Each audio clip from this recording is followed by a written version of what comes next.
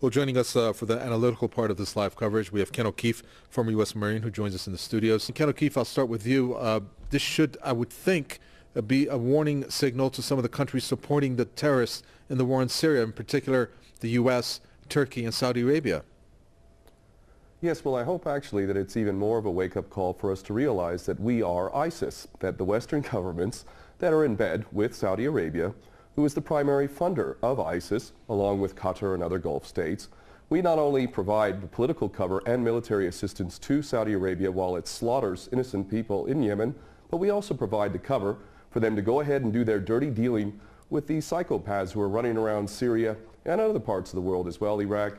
Let us remember that before the United States invaded Iraq, there was no Al-Qaeda in Iraq. Look at it today. Let us also remember that when Gaddafi was in power in Libya, there was very little Al-Qaeda. And in fact, now we look at it, and it's an absolute basket case full of these operatives.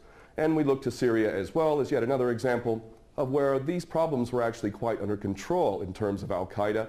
In fact, Bashar al-Assad was assisting the United States, this is all on record, in a very meaningful way. In fact, many of the tortures that were being carried out were being done by Bashar al-Assad, or at least his regime, in order to extract information from people that we were supposedly fighting.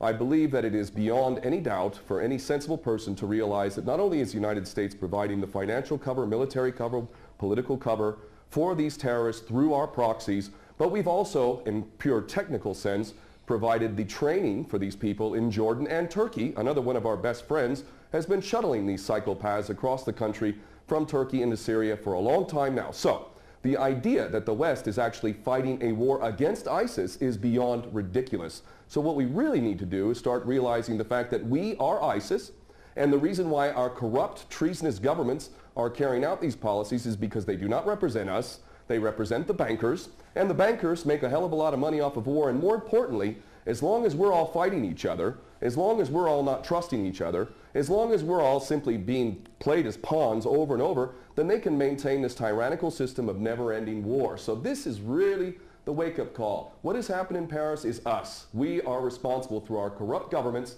for all of these policies, and even if these individuals who carried this out are not directly working for Mossad, CIA, ISIS, Al-Qaeda, all the same thing, even if they did this organically of their own volition, believe me, that is exactly what our so-called governments want. That is what the policy that we've been fostering over and over. And quite frankly, if we're to look at ISIS, ISIS stands for Israeli Secret Intelligence Service. They never attack Israel, and that in itself also tells you a lot about who these individuals are.